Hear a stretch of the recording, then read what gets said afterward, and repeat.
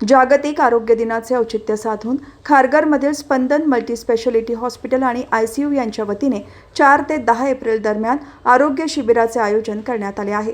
या शिबिराचे उद्घाटन पनवेल विधानसभा मतदारसंघाचे आमदार प्रशांत ठाकूर यांच्या हस्ते शनिवारी झाले।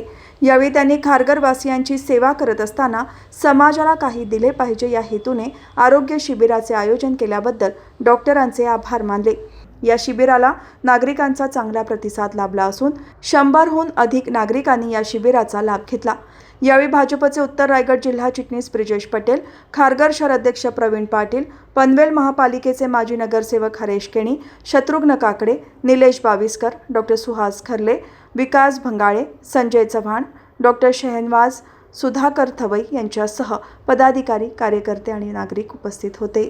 सगळ्यात आधी आजच्या आपल्या या शिबिराच्या आयोजनासाठी खारघरवासियांच्या वतीनं डॉक्टर आपलं आणि स्पंदन मल्टी स्पेशालिटी हॉस्पिटल याचं मी मनपूर्वक अभिनंदन करतो।